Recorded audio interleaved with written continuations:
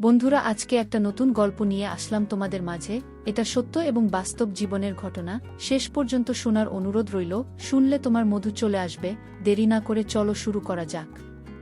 কক্সবাজারে আমি এবং আমার স্যার একটি হোটেল রুম ভাড়া নিয়েছিলাম। সেখানে আমরা একটি প্রজেক্টের কাজ করতে গিয়েছিলাম। স্যার আমি একসাথে একই রুমে একই বেডে রাত্রে শুয়েছিলাম। স্যারকে আমি খুব বিশ্বাস করতাম। ব্যক্তিগতভাবে স্যারকে আমি যতটুকু চিনি, স্যার এতটা খারাপ না। মনের মধ্যে স্যারের প্রতি অনেক বিশ্বাস ছিল। স্যার আমার সাথে কোনোদিন খারাপই করবেন না। কিন্তু সেদিন রাতে আমার সমস্ত বিশ্বাস তছনছ হয়ে গিয়েছিল। রাত যখন গভীর হল তখন আমি স্যারের আসল রূপটা দেখতে পেলাম। গভীর রাতে ঘুমের ঘোরে স্যার আমার সাথে অনেক বাজে আচরণ করার চেষ্টা করছে। আমি তখন আধ ঘুম অবস্থায় ছিলাম। যখন স্যার আমার এখানে পরিপূর্ণ দখল নিতে চাইল তখন আমার ঘুম ভেঙে যায়। আমি চোখ খুলতেই যা দেখলাম তাতে আমার দম বন্ধ হয়ে যাওয়ার মতো অবস্থা হলো। বন্ধুরা, গল্পটি অনেক ইন্টারেস্টিং। আশা করি পুরো গল্পটি তোমরা অনেক মনোযোগ সহকারে শুনবে। তবে গল্পটি শুরু করার পূর্বে বন্ধুরা, তোমাদের নিকট আমার বিশেষ অনুরোধ, তোমরা অবশ্যই আমার চ্যানেলটি সাবস্ক্রাইব করে আমাকে সাপোর্ট করবে। হ্যালো বন্ধুরা, আমি রূপালী চক্রবর্তী। তবে আমার ডাক নাম রূপালী। সবাই আমাকে রূপালী নামে চিনে। আমার বর্তমান বয়স 23। বর্তমানে আমি একজন প্রতিষ্ঠিত মডেল অভিনেত্রী। কিন্তু এই মডেল অভিনেত্রী হয়ে ওঠার পিছনে একটি বেদনাদায়ক ঘটনা রয়েছে। আজকে তোমাদের সামনে আমি যে ঘটনাটি বলবো, ঘটনাটি আমার বাস্তব জীবনের একটি গল্প। তবে গোপনীয়তা রক্ষার জন্য আমি আমার ছদ্মনাম ব্যবহার করলাম। আমার দুষ্টুমিষ্টু বন্ধুরা, খুব ছোটবেলা থেকেই আমি একজন বিখ্যাত মডেল হওয়ার স্বপ্ন ছিল। স্বপ্নটা যেন এক পর্যায়ে আমার নেশায় পরিণত হয়ে গেল। মনের মধ্যে সবসময় কল্পনা জল্পনা করতাম, কিভাবে আমি একজন বিখ্যাত মডেল হতে পারি, দেশের নামকরা মডেল হতে পারি। খুব ছোটবেলা থেকেই স্বপ্নটা মনের মধ্যে পোষণ করতে থাকি। স্কুলে পড়ার সময় আমি বিভিন্ন সাংস্কৃতিক অনুষ্ঠানে অভিনয় করার চেষ্টা করতাম এবং ভালো নৃত্য করার চেষ্টা করতাম। আর সবসময় একজন মডেলের গুণাগুণ থাকা দরকার। ওই সবগুলো বৈশিষ্ট্যই আমি অর্জন করার চেষ্টা করতাম। আমি দেখতে অনেক সুন্দর, সুদর্শন এবং স্মার্ট ছিলাম। সবচেয়ে আমার চেহারার মধ্যে আকর্ষণীয় একটা ভাব ছিল যা আমাকে মডেল হতে সাহায্য করেছিল। আর তাছাড়াও কেউ আমাকে দেখলেই মডেল বলে ডাকত। আসলে মডেল হওয়ার যে ফিটনেসের প্রয়োজন ছিল তার সম্পূর্ণ যোগ্যতাই আমার ছিল। কিন্তু আমি গ্রামে থাকতাম, গ্রামের স্কুলে পড়ালেখা করতাম। যে কারণে স্বপ্নটা কখন যে বাস্তব হবে তা নিয়ে শুধু কল্পনা করতাম। তবে চেষ্টা করে যাইতাম অবিরত। মনের মধ্যে শুধু কল্পনাই করতাম কখন কোনো সময় আমি একটা নামি দামি মডেল হতে পারব। এসব চিন্তা করতে করতে আমি রাতে বসে বসে টিভি দেখছিলাম আর ভাবছিলাম। ঠিক এমন সময় আমার আব্বু আমাকে ডাক দিয়ে বলল, মা রূপালী, একটু এদিকে আয় তো। আমি বাবার কাছে গেলাম। তারপর বাবা আমাকে বলল, মা রূপালী, অনেক দিন হল তোর বোন শেফালিকে দেখি না। তুই তো এসএসসি পরীক্ষা দিয়ে দিয়েছিস। এবার তোর বোনের বাড়ি থেকে একবার বেড়াই গা। আমি বললাম, আচ্ছা ঠিক আছে বাবা। বাবার কথা মতো পরের দিন আমি আমার বোনের বাসায় ঢাকা যাওয়ার জন্য প্রস্তুত নিলাম। ট্রেনে উঠলাম। আমার সাথে একটি মধ্যবয়সী লোক ট্রেনে উঠল। একই সিটে লোকটি আমাকে দেখে হা করে তাকিয়ে রইল। কিন্তু লোকটির সাথে কোনো কথা বললাম না। হঠাৎ করে লোকটির ফোনে একটি ফোন আসে। শুনলাম লোকটি কথা বলছে কারো সাথে। লোকটির কথা শুনে মনে হচ্ছে লোকটি কোনো একটি মডেলিং এজেন্সির পরিচালক অথবা প্রযোজক। লোকটি আমার ঠিক পাশের সিটে বসেছিল। লোকটির কথা শুনে পরিষ্কার হয়ে গেলাম যে লোকটি একটি মডেলিং এজেন্সির পরিচালক। তারপর আমি ভাবলাম লোকটির সাথে একটু পরিচিত হয়ে নিয়ে। আমি জিজ্ঞেস করার আগেই লোকটি আমাকে জিজ্ঞেস করল, এই যে ম্যাম, আপনার নাম কি? আমি বললাম, স্যার আমার নাম রূপালী চক্রবর্তী। তারপর লোকটি আমাকে বলল, বাহ, খুব সুন্দর নাম তো তোমার। তুমি কি করো? আমি বললাম, স্যার আমি এই বছর এসএসসি পরীক্ষা দিয়েছি। তারপর লোকটি তোমাকে জিজ্ঞেস করল, ভবিষ্যতে তুমি হতে চাও? আমি বললাম, স্যার ভবিষ্যতে আমি একজন বিখ্যাত মডেল হতে চাই। তখন লোকটি আমাকে বলল, বাহ, খুব সুন্দর উদ্দেশ্যটা তোমার। আর তোমার চেহারা যে সুন্দর, যে আকর্ষণীয়, নিশ্চয়ই তুমি মডেল হওয়ার অধিকারী। আমি লোকটির কথায় আমার প্রশংসা শুনে আমি কিছুটা হেসে উঠলাম। তারপর আমি লোকটিকে জিজ্ঞেস করলাম, স্যার আপনি কি করেন? লোকটি একটি হাসি দিয়ে বলল, এই নাও আমার কার্ড, এখানে বিস্তারিত লেখা আছে। লোকটির কার্ডটি দেখে আমি চমকে গেলাম। আমি এতদিন মনে মনে যাকে খুঁজছিলাম সেই আজকে আমার সামনে হাজির। কার্ডটিতে স্যারের নাম লেখা ছিল শুভঙ্কর চক্রবর্তী। আমিও স্যারকে বললাম, স্যার আপনার নাম অনেক সুন্দর। তারপর স্যারের সাথে আস্তে আস্তে ফ্রি হতে শুরু করলাম। একটু একটু করে কথা বলতে বলতে স্যারের সাথে আমি বেশ মাতিয়ে ফেললাম। এভাবে স্যারের সাথে গল্প করতে করতে কখন যে সময় কেটে গেল তা বুঝতেই পারলাম না। হঠাৎ করে সিগন্যাল পেলাম, ট্রেন কমলাপুর রেলওয়ে স্টেশনে চলে আসলো। স্যার আমি উঠে নেমে গেলাম। নেমে যাওয়ার সময় স্যার আমাকে বলল, রূপালী তোমার যদি মডেল হওয়ার খুব ইচ্ছে থাকে তাহলে এই কার্ডের ঠিকানা অনুযায়ী এসো, আর এই নাম্বারে আমার সাথে যোগাযোগ রাখবে। আমি বললাম, আচ্ছা ঠিক আছে স্যার, আর আমাকে ফোন দিও, তাহলে আমি তোমাকেই বলে দেব তোমাকে কোথায় আসতে হবে। যদি তোমার একান্ত ইচ্ছা থাকে তাহলে কেবল আমার সাথে যোগাযোগ করতে পারো। স্যারের কাছ থেকে বিদায় নিয়ে আমি আমার বোনের বাসায় চলে গেলাম। বোনের বাসায় এসে রাতের বেলায় খাবার দাবার শেষে যখন শুতে যাব তখন স্যারের কথা মনে পড়ল। তারপর কার থেকে নাম্বারটি নিয়ে স্যারকে একটি ফোন দিলাম। মনে হচ্ছে স্যার আমার ফোন পেয়ে অনেক খুশি। এভাবে স্যারের সাথে আমি প্রায় 2 থেকে 3 মাস কথা বললাম। তারপর স্যার একদিন আমাকে হঠাৎ করে বলল, রূপালী মডেলিং হওয়ার একটা সুযোগ এসেছে আগামী কালকে। আমাদের এখানে মডেল সিলেক্টেড প্রতিযোগিতা চলবে। আশা করি তুমি সেখানে আসবে যদি পরিচালনা পর্ষদ এবং তোমার যোগ্যতা তোমার সবকিছু মিলে যায়, তাহলে তুমি সেখানে মডেলিং হওয়ার চান্স পেয়ে যাবে। স্যারের কথা শুনে আমি মহা খুশি হয়ে গেলাম। আমি বললাম, স্যার অবশ্যই আসব। তারপর নির্দিষ্ট দিনে আমি চলে গেলাম ইন্টারভিউ দিতে। ইন্টারভিউ দিতে গিয়ে দেখি আমার মতো সেখানে অনেকেই ইন্টারভিউ দিতে আসছে, কিন্তু সেখানে গিয়ে দেখি ইন্টারভিউতে প্রধান ভূমিকা পালন করছে সেদিন যে আমার সাথে ট্রেনে পরিচিত হয়েছিল, যে লোকটাই, তাকে দেখে আমি খুব একটা সাহস পেলাম, মনের মধ্যে ভরসা পেলাম। ভাবলাম আমার মডেলিং এর স্বপ্ন হয়তো পূরণ হতে চলেছে।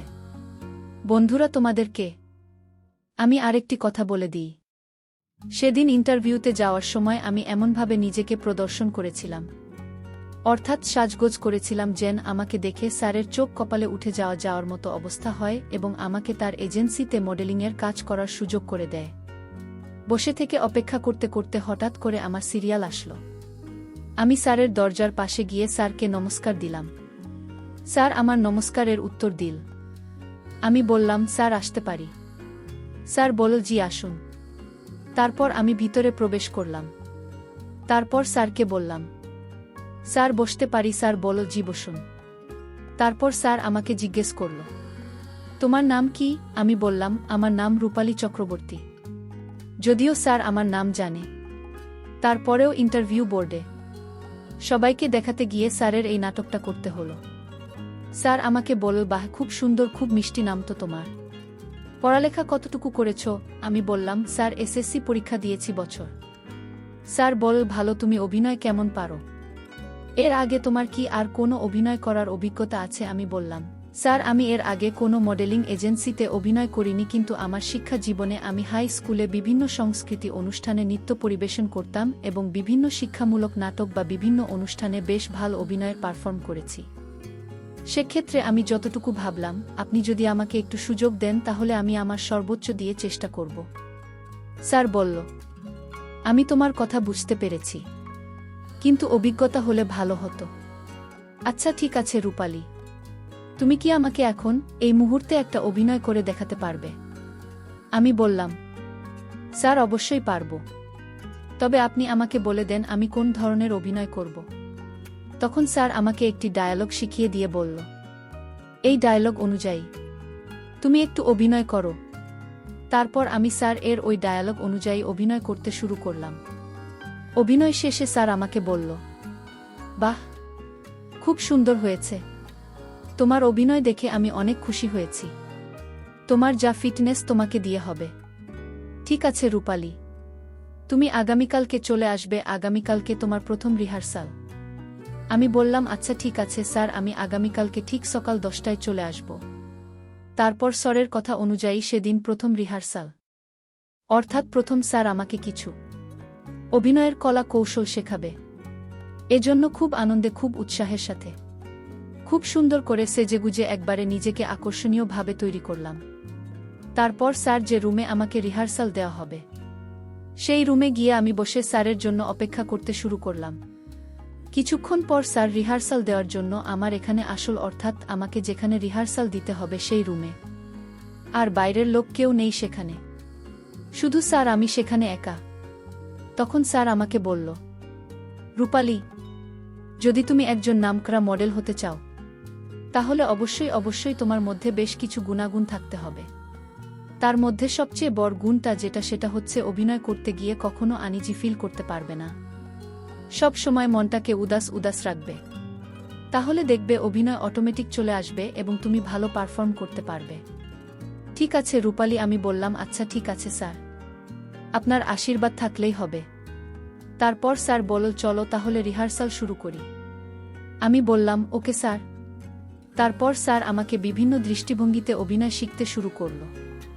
আমিও স্যারকে অনুসরণ করতে শুরু করলাম। কিন্তু মাঝে মধ্যে অভিনয় শিখতে গিয়ে স্যার আমার সাথে কেমন জানি আচরণ করে, মাঝে মাঝে খুব বাজেভাবে স্যার আমাকে অভিনয় শিখতে। আমিও স্যারের তালে তাল দিতে শুরু করলাম, কারণ বিখ্যাত মডেল অভিনেত্রী হওয়া ছিল আমার সারা জীবনের স্বপ্ন। তাই আমি এই সব ব্যাপারে কিছুই মনে করলাম না। এইভাবে স্যারের সাথে আমি প্রায় 1 বছর অভিনয় শিখলাম। স্যারের সাথে 1 বছর অভিনয় শিখতে গিয়ে আমি একেবারে স্যারের সাথে ফ্রি হয়ে গেলাম। স্যার যে কোনো বিষয় আমার সাথে শেয়ার করতে হয় আমিও স্যারের সাথে শেয়ার করতাম। এক কথায় স্যার আর আমার মধ্যে একটা বন্ধুত্ব সম্পর্ক তৈরি হয়ে গেল এবং বিভিন্ন সময়ে অভিনয় করতে গিয়ে তার আমার সাথে অনেক ভিন্ন রকম কিছু হতো। তখন আমি যদি উল্টো দিকে যাইতাম তাহলে স্যার মন খারাপ করত। মনে মনে ভাবলাম বিখ্যাত মডেল অভিনেত্রী হতে হলে স্যারকে এরকম সুযোগ সুবিধা দিতে হবে। মনে হয় এটাই নিয়ম, এটা ছাড়া সম্ভব না, কারণ স্যারকে খুশি না করলে স্যার আমাকে কখনো কোনো সুযোগ সুবিধা দেবে না। তারপরেও যতটুকু পারতাম স্যারকে খুশি করার চেষ্টা করতাম।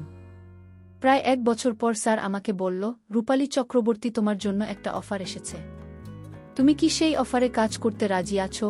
আমি বললাম স্যার কি অফার? স্যার বলল, রূপালী চক্রবর্তী, একটা নামকরা কোম্পানির মডেলের কাজ পেয়েছি, আমি চাচ্ছি সেই মডেলের কাজটা তোমাকে দিয়ে করাব, আর এই জন্য তোমাকে একটা শর্ত পূরণ করতে হবে, তুমি কি রাজি? আমি বললাম জি স্যার, আমি রাজি।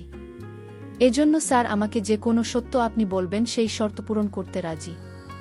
স্যার আমার উত্তর শুনে খুব খুশি হলো। তারপর স্যার আমাকে বলল, তাহলে যে তোমাকে আমার সাথে 1 সপ্তাহের জন্য কক্সবাজার যেতে হবে, সেখানে বিজ্ঞাপনের লোকেশনটা খুব ভালো করে ট্র্যাক করতে হবে এবং তোমাকে জায়গায় জায়গায় ঘুরে দেখাতে হবে এবং কিছু কলাকৌশল শেখাতে হবে যে কিভাবে বিজ্ঞাপনের শ্যুট করা হবে। আমি বললাম কোনো সমস্যা নাই স্যার, আপনি যেদিন বলবেন আমি সেদিনই যাব। তারপর স্যার আমাকে বলল, আচ্ছা ঠিক আছে, তাহলে আগামীকালকে তুমি তৈরি থাকো, আগামীকালকে আমরা কক্সবাজার যাচ্ছি। আমি বললাম ঠিক আছে স্যার, আমি আগামীকালকে একেবারে রেডি হয়ে চলে আসব। তারপর স্যারের সাথে আমি চলে গেলাম। কক্সবাজার গিয়ে আমরা একটা ভিআইপি হোটেল ভাড়া নিলাম। কিন্তু আমার স্যারের সাথে প্রথম প্রথম থাকতে খুব অসুবিধা হচ্ছিল। আর তাছাড়া স্যারের সাথে তো আমার অনেক দিনের সম্পর্ক, একেবারে ফ্রি, যে কারণে তেমন বেশি একটা ভয় ছিল না। কিন্তু স্যার আমার সাথে যে একেবারে নোংরামি করবে সেটা আমার স্বপ্নের বাইরে ছিল। যদিও একসাথে একই রুমে একই বেডে, কিন্তু মনের মধ্যে বিশ্বাসটা ছিল অনেক। এছাড়া স্যার আমাকে যাই করুক না কেন অন্ততপক্ষে আমার সাথে খারাপই করবে না।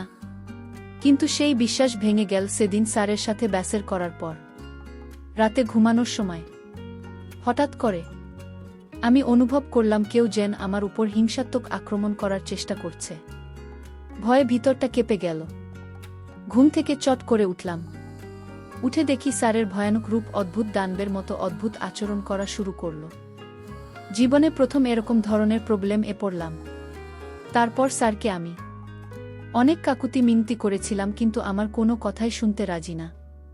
এই মুহূর্তে আমি নিরুপায় হয়ে তার বাধ্য হওয়া ছাড়া আর কোনো উপায় ছিল না। অবশেষে বাধ্য হয়ে থাকে আমার সব কিছু দিতে হলো। আর সেই জন্মের মত আমার কাছ থেকে সব কিছু কেড়ে নেওয়ার চেষ্টা করছে। কি ভয়ানক স্যারের রূপ জীবনের প্রথম এত বড় জিনিসটা আমার এখানে নিতে। অনেক কষ্ট হচ্ছিল, মনে হচ্ছিল যেন আমার সব কিছু এলোমেলো হয়ে যাচ্ছে। আমি জোরে জোরে নিঃশ্বাস নিতে শুরু করলাম। কোনো কথাই বলতে পারছিলাম না, কারণ তার ওটা ছিল বিদেশিদের মত। ওই তো বটেই, ছোট জিনিস, তাকে কিভাবে নেই। তারপরেও সে আমাকে কোনোভাবেই ছাড় দিল না। প্রায় 2 থেকে 3 ঘন্টা এলোপাতারি করার পর সে আস্তে আস্তে দুর্বল হয়ে গেল এবং তার সমস্ত ইচ্ছা, সমস্ত খায়েশ মিটিয়ে নিল। বন্ধুরা, অবশেষে আমার ভাল লেগেছিল। বন্ধুরা, সেই রাতটি কখন বলতে পারবো না। অবশেষে আমাকে মডেল হওয়ার সুযোগ দিয়েছিল, কিন্তু বিনিময়ে কেড়ে নিয়েছিল আমার জীবনের শ্রেষ্ঠ সম্পদ। বন্ধুরা, এখন আমি অনেক বড় মাপের মডেল অভিনেত্রী, কিন্তু সেই দিনটির কথা এখনো মনে পড়লে খুবই অনুশোচনা ভোগী। পরিশেষে আমি তোমাদেরকে বলব বন্ধুরা, তোমরা চলার ক্ষেত্রে বিভিন্ন উপায়ে বিভিন্ন লোকের সাথে পরিচিত হয়ে থাকতে পারো, কিন্তু তোমরা অপরিচিত কাউকে কখনো মন থেকে বিশ্বাস করো না।